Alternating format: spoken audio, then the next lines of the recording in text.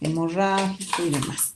Es un tema importante porque hay casos de pacientes que van a sufrir un shock hipovolémico, shock anafiláctico, cardiogénico, neurogénico y pues ustedes deben saber reconocer y dar un manejo adecuado o oportuno. Para empezar, tenemos que definir qué es un shock, ¿no? Entonces, recordamos que el shock es simplemente una alteración en el corazón a causa de una disminución del flujo sanguíneo.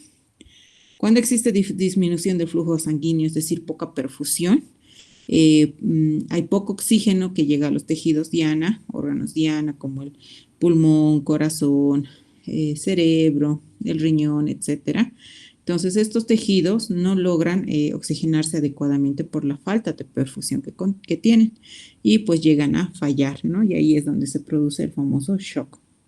Entonces, el shock podemos decir que es la incapacidad para proporcionar una perfusión, es decir, que pueda dar una oxigenación adecuada a los diferentes tejidos, que estos tejidos necesitan bastante oxígeno para poder desempeñar sus funciones, ¿no? Entonces, es una alteración a ese nivel.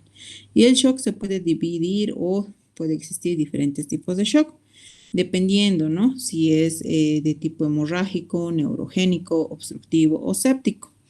Como su nombre lo dice, por ejemplo, los del el shock hemorrágico o hipovolémico, también lo conocen algunos, es, bueno, generalmente todos los tipos de shock se encuentran o se presentan de forma aguda en la mayoría de los casos, más aún el shock hipovolémico o hemorrágico, ¿ya?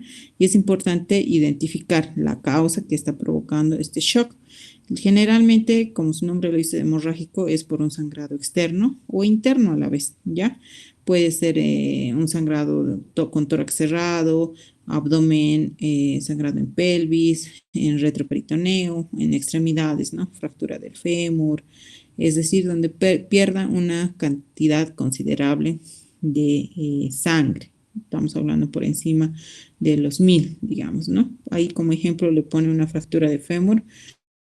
Por ejemplo, fácilmente puede desangrarse el paciente hasta 1500 ml en minutos, ¿no? Y de la tibia, como es un hueso más pequeño, hasta 750 ml. Entonces, es muy importante diferenciar el shock hipovolémico, ya que se produce, como hemos dicho, por una pérdida de sangre, ¿no? Entonces, pierde el líquido del espacio intravascular, puede ser incluso por vómitos, diarrea, síndromes de fuga, puede ser pérdidas renales, patológicas, etcétera, ¿no? Entonces existen hartas causas de shock hemorrágico o hipovolémico que vamos a ir desenvolviéndolo en el transcurso de esta teórica. Después podemos mencionar al shock distributivo, ¿ya? El shock distributivo generalmente se produce, está muy relacionado con el shock séptico, ¿ya? Es muy poco común, ¿ya? Que se puede asociar en algunas ocasiones a un trauma abdominal penetrante que se ha contaminado, presenta fiebre el paciente o un hematoma hepático, digamos, ¿no? Que no ha sido detectado a tiempo, se ha infectado y demás, y ha provocado sepsis. Entonces, este tipo de shock también se conoce, como les decía, como distributivo y es más frecuente en niños, ¿ya? ¿Qué más podemos decir de este shock distributivo? Que se puede manifestar generalmente, como ustedes han debido escuchar, del síndrome de respuesta inflamatoria sistémica, que está hablando del SIRS, ¿ya? Que generalmente se caracteriza porque la temperatura se encuentra elevada, más de 38 grados centígrados, o en algunos casos puede estar incluso con hipotermia, menos de 36 grados. Generalmente en este tipo de shocks, hemorrágico, distributivo, séptico y neurogénico en algunas ocasiones, pero más característico del hemorrágico y distributivo o séptico es de que el paciente presenta hipotensión y taquicardia. ¿Ya? Eso le caracteriza este tipo de shock al hemorrágico y al séptico, ¿ya? Entonces, generalmente su frecuencia cardíaca se encuentra más de 100 latidos por minuto, está con una PAM de 50, 45 y demás, ¿no? Generalmente se puede decir que un paciente está en shock con la presión arterial media se encuentra menos de 30 milímetros de mercurio, ¿ya? Y obviamente cuando hacemos el llenado capilar para verificar, se encuentra con hipoperfusión.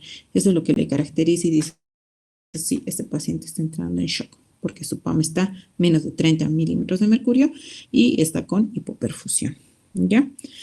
Ahora, otro tipo de shock es el shock obstructivo, también se conoce como, o entra en esta clasificación en shock cardiogénico. Es muy poco común, igual, es difícil, se caracteriza porque su déficit en el llenado cardíaco es muy importante, generalmente es obstructivo, puede ser por taponamiento cardíaco, neumotórax, tromboembolia pulmonar, ¿no? Generalmente en este tipo de pacientes de un shock, ¿no? Que hemos mencionado que sería la taquicardia y la presión arterial baja. Pero a diferencia del shock hemorrágico y distributivo o séptico, el obstructivo se caracteriza porque su frecuencia cardíaca se encuentra en un inicio con frecuencia cardíaca baja. O sea, se encuentra su presión arterial baja y también la frecuencia cardíaca. ¿Ya? ¿Qué más? Generalmente en este tipo de shock cardiogénico, sus mecanismos van a tratar de compensar, ya que superen la alteración en el ventrículo izquierdo que se encuentra deficiente, ¿ya? Por eso generalmente presentan ese tipo de frecuencia baja.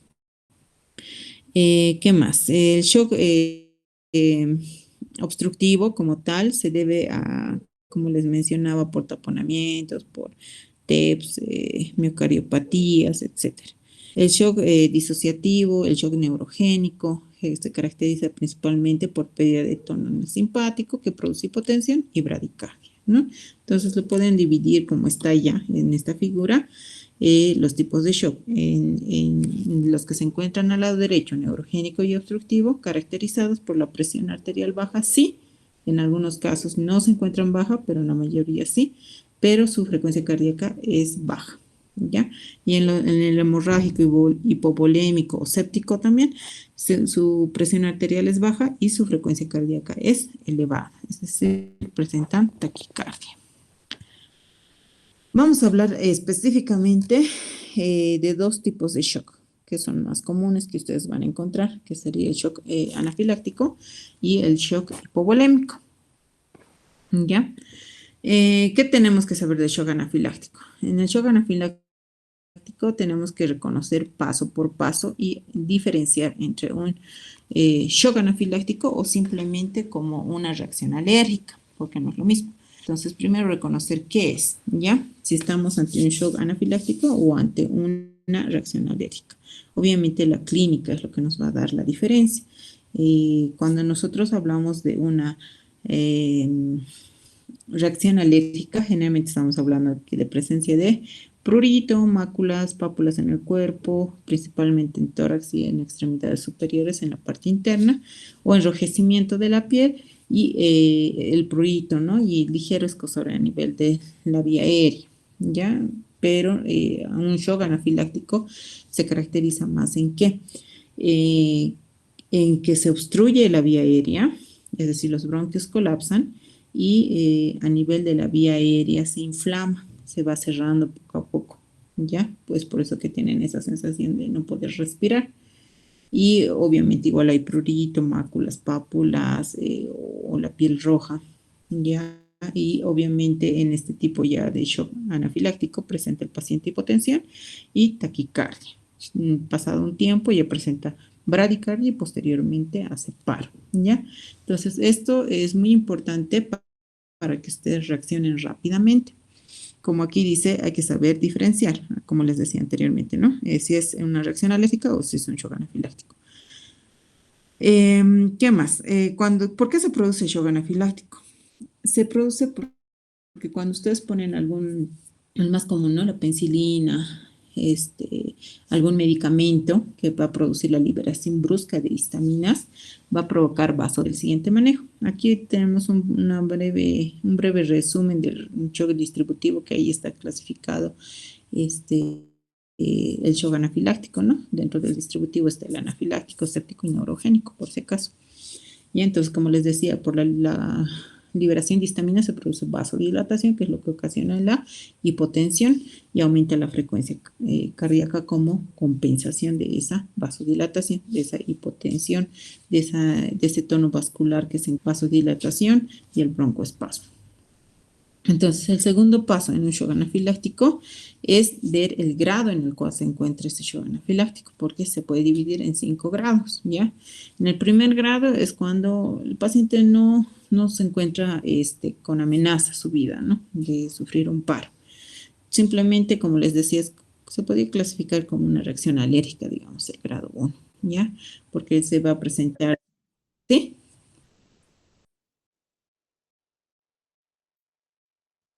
Nuevamente, ¿ahora ven?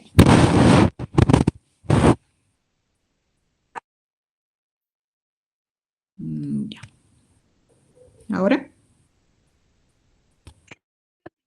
Ya. Sí, me dicen nomás, porque por ahí, no sé, se cuelga o algo. Entonces, como les decía, en el segundo paso es diferenciar el tipo de grado que se encuentra este shock anafiláctico. En el primer grado se puede decir como una reacción alérgica, simplemente porque va a presentar reacciones mucocutáneas, es decir, ese prurito, esas máculas, esas pápulas, tal vez un poquito de hinchazón en el labio, pero no más, ¿no?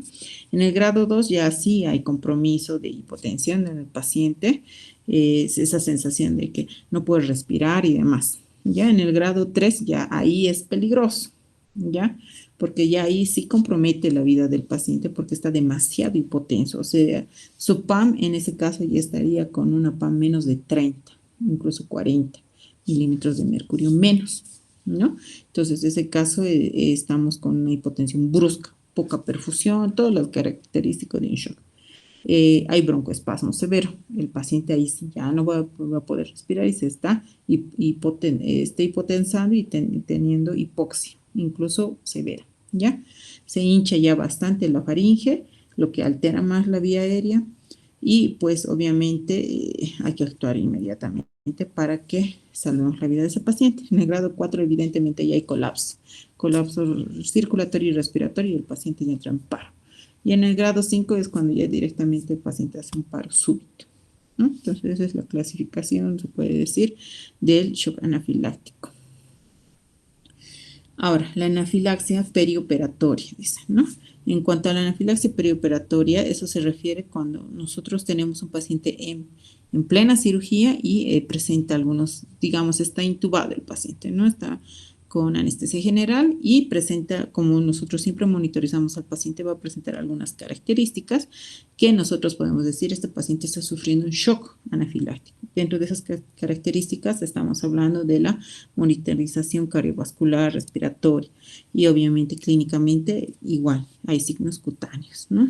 En cuanto a la cardiovascular con la presión arterial, tanto no invasiva como invasiva, y con el electrocardiograma podemos ver la hipotensión que presenta, podemos ver la taquicardia y como les decía después bradicardia o arritmias que está sufriendo este paciente. Su presión sistólica se va a encontrar menos de 60 milímetros, con taquicardia, bradiarritmias y obviamente puede desencadenar hasta un paro, ¿no? En el sistema respiratorio, si está sedado el paciente, ya puede escuchar algún tipo de tos, ¿no? Empieza a toser de la nada como si se hubiera atorado. Pero si está con anestesia general, va a tener alteración en la capnografía, ¿ya? Y a la auscultación puede escuchar sibilancias y como les decía, la capnografía se va a encontrar alterada. La monitorización del capnógrafo me va a mostrar una obstrucción, va a tener dificultad para una buena ventilación, va a empezar a desaturar el paciente, ¿no? Entonces, obviamente su saturación va a bajar menos del 90% estando intubado, sus presiones van a bajar menos de 40, en sí menos de 30, ¿no? Y puede desencadenar igual en un paro, ¿ya? Y se puede ver, como les decía, en ambos la presencia de máculas, pápulas y demás.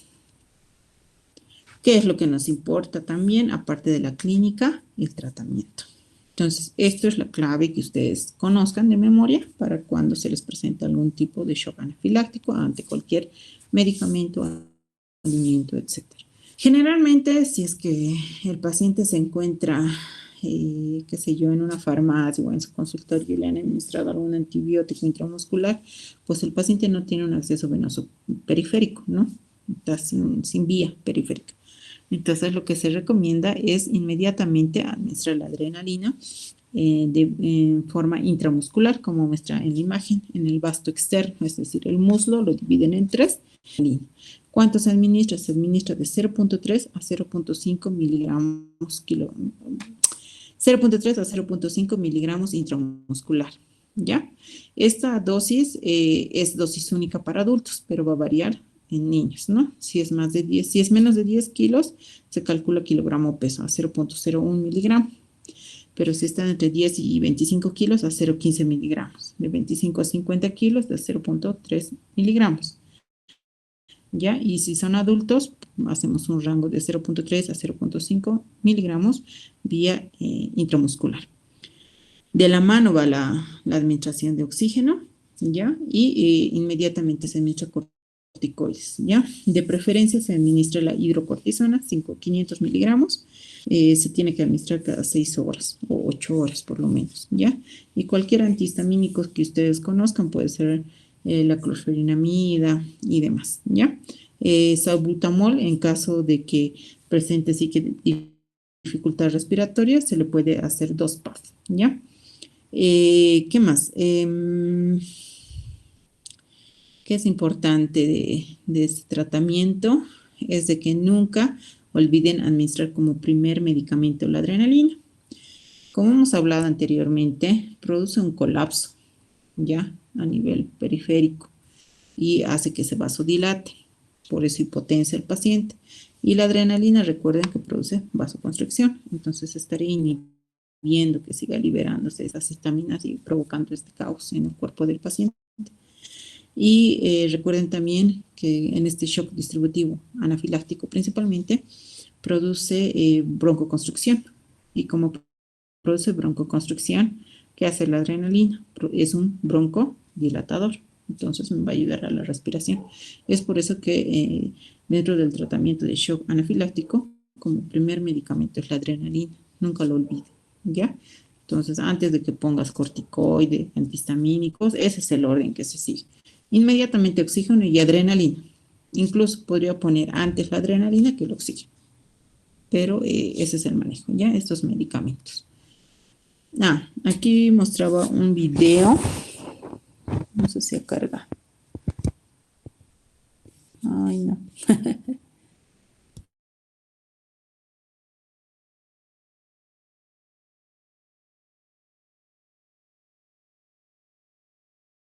En el video era un video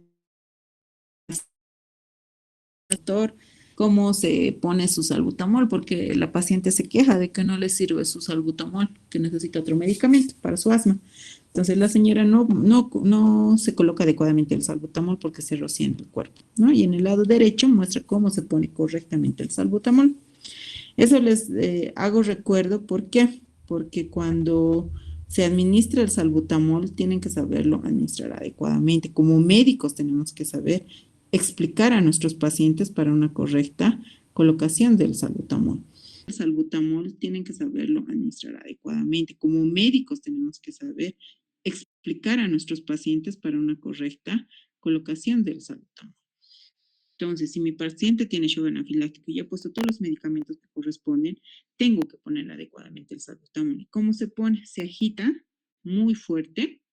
Incluso podemos ponerlo como 20 agitaciones para que luego lo cierren completamente en su boca y puedan aspirar profundamente, contener el aire, ¿ya? Lo más que puedan, con un puff. O sea, agitan, ponen, cierran bien la boca con el aerosol y hacen un puff y aspiran. Y lo retienen ahí hasta por lo menos 10 segundos, ¿ya? 1, 2, 3. Cosa de que el salbutamol ingrese a los bronquios, porque si ustedes no hacen aspirar bien al paciente, inspirar fuerte, entonces solo se queda en la faringe. Y lo que yo quiero que haga el salbutamol es que actúe a nivel de los bronquios. ¿Ya? ¿Hasta ahí estamos bien, chicos? ¿Me escuchan? Sí, doctora. Ya.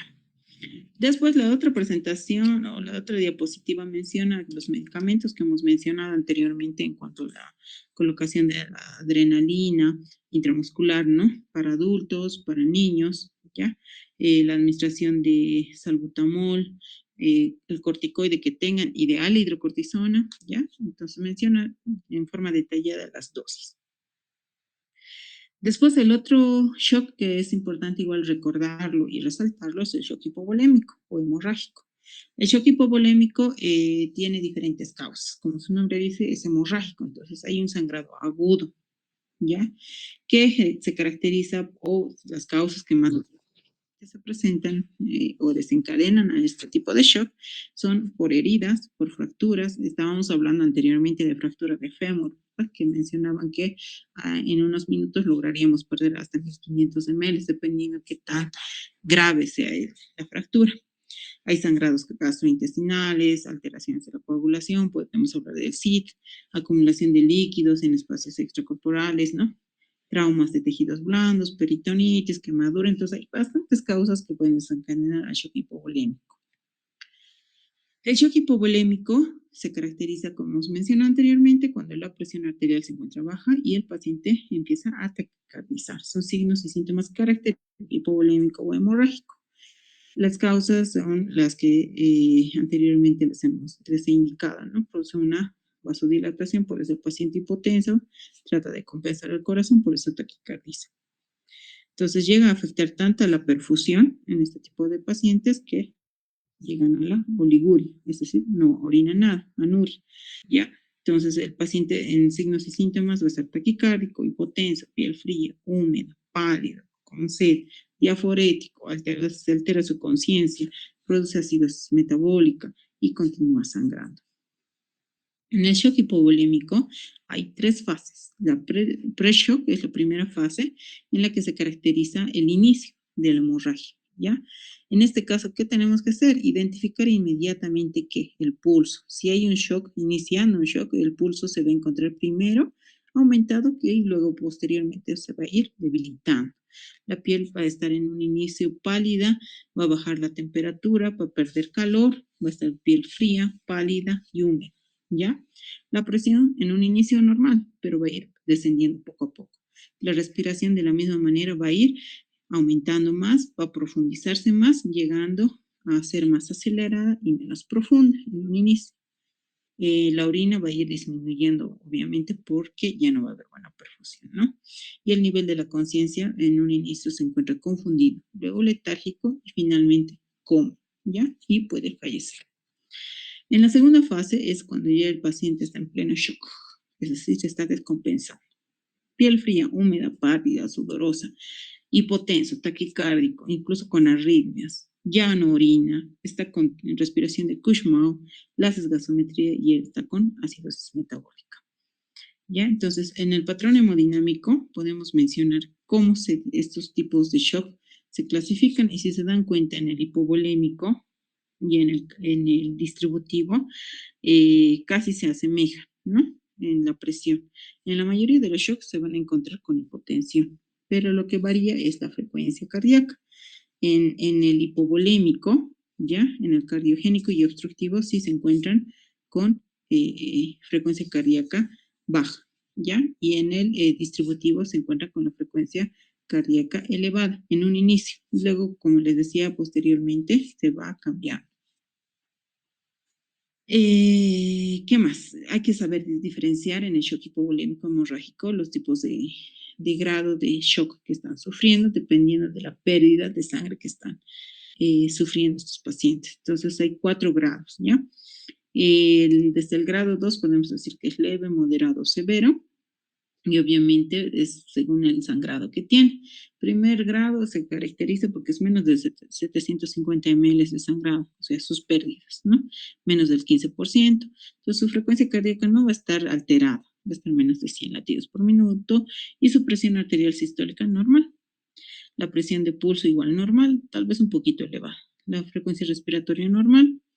La diuresis se puede encontrar más de 30 ml hora. El estado mental levemente ansioso, pero no más, ¿no?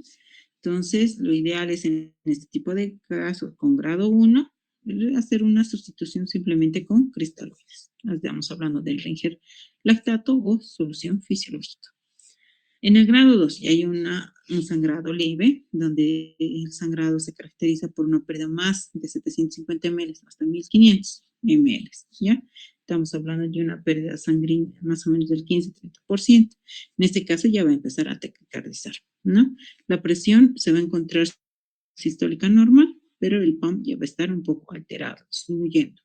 Su presión en el pulso va a estar ya disminuyendo, su frecuencia respiratoria aumentando, la diuresis ya va a ser menos, ya va a estar de 20 a 30 ml hora máximo, ya, y ahí ya sí va a estar más ansioso, mucho más ansioso. Y igual, en este caso se repondría con cristales. Ya para el grado 3 y 4 tiene que tratarse de conseguir, aparte de solución fisiológica y lactato, sangre, ¿no? En el grado 3, como menciona, es una pérdida de 100.500 a 2.000 ml, más de pérdida sanguínea de 30-40%. Si ya está muy taquicárdico, ya se va a presentar arritmias, va a estar hipotenso, va a estar con un pulso muy débil, su frecuencia respiratoria totalmente alterada, taquipneico, ya va a tener casi 5 ml de orina por hora, es muy poco, anúrico, ya va a estar ansioso, confundido y sin estamos sangre. Y en el grado 4, obviamente, es más de 2.000 ml, más del 40% de pérdida, ya está muy taquicárdico, puede empezar a hacer incluso fibrilación ventricular, hipotenso, la perfusión es muy disminuida, el tejido, la perfusión y demás. Entonces tenemos que inmediatamente cubrir sangre, administrar sangre, ¿ya? Esta es otra tablita similar a la anterior. Ahora, en el manejo. Menciona que este es un pequeño algoritmo que se ha hecho en respecto al shock anafiláctico, al shock hemorrágico, en el cual te dice que el manejo definitivo tiene que ser quirúrgico, es decir, cerrar donde está sangrando, ¿no? Cerrar la llave. ¿Ya? Se puede o se debe buscar inmediatamente un acceso vascular periférico.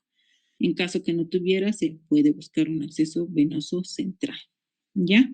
De preferencia, el acceso venoso periférico tiene que ser con bránulas de buen calibre, mínimo una bránula 18, verde, o una 16 o 14, ¿ya? Luego, inmediatamente, otro personal tiene que tomar grupo sanguíneo para ir buscando la sangre, ¿ya? Realizar las pruebas cruzadas y demás, que se solicita. Y sacar inmediatamente una gasometría para ir compensando. Y administrar inmediatamente líquidos. Los líquidos iniciales, como les mencionaba, son las soluciones isotónicas, tibias de preferencia. Estamos hablando de la solución fisiológica, que sería 1.000 ml o 1 litro para adultos y 20 ml kilogramo peso para niños que se encuentran pesando menos de 40 kilos, ¿no? Si el paciente es muy flaquito, digamos, pesa 40 kilos, entonces igual se puede hacer la dosis de 20 ml kilogramo peso para poder administrar los cristaloides. El gasto urinario, tenemos que poner una sonda vesical para ver cómo está funcionando el riñón, ¿ya? La meta sería una reanimación, es decir, en caso de que orine mínimo en adultos, tendría que orinar 0.5 ml kilogramo hora y en pediátricos 1 ml kilogramo hora, ¿ya? Si es este niño menos de un año, 2 ml kilogramo hora. Es lo mínimo que deseamos que orine el paciente, por eso estamos monitorizando la función, la diuresis, ¿no? La hipotermia, obviamente como hay poca perfusión, va a encontrarse con hipotermia este paciente, entonces es preferible calentar el ambiente, por eso también se les pone soluciones líquidas cristaloides tibias, ¿ya? Y tratar de calentar al paciente. Hemoderivado se refiere a la administración obviamente de sangre con todas las pruebas correspondientes para evitar complicaciones. O sea, encima que el paciente está con un shock hipovolémico, que le produzca un shock anafiláctico sería fatal, ¿no? Coagulopatía, ver si el paciente va a necesitar por el exceso de líquidos, que también puede desencadenar, o hemodilución, el exceso de sangre también puede desencadenar coagulopatías, es decir, que no puede coagular. Entonces se te va a pedir transfusiones de plaquetas, de plasma, etc. Los protocolos de transfusión masiva se definen cuando una transfusión masiva cuando es más de 10 paquetes dentro de las 24 horas. ¿Ya? Entonces eso hay que tener mucho cuidado. Y el medicamento ideal para un shock inicio de un shock anafiláctico, un shock hipovolémico es el ácido tranexámico. ¿Ya? Su administración es de 1 gramo vía endovenoso, ¿ya? Pero es muy importante aclarar que el ácido tranexámico solo tiene efecto si es dentro de las primeras 3 horas, porque después a las 3 horas ya no tiene ningún sentido el uso del ácido tranexámico. Y obviamente hay que tratar de cubrir que no se produzca la triada de la muerte, es decir, que el paciente tenga acidosis, que esté con hipotermia y aparte que esté con coagulopatía, porque estos 3 indicios ya van a generar la muerte del paciente. Eso sería todo, chicos. ¿Tienen alguna pregunta?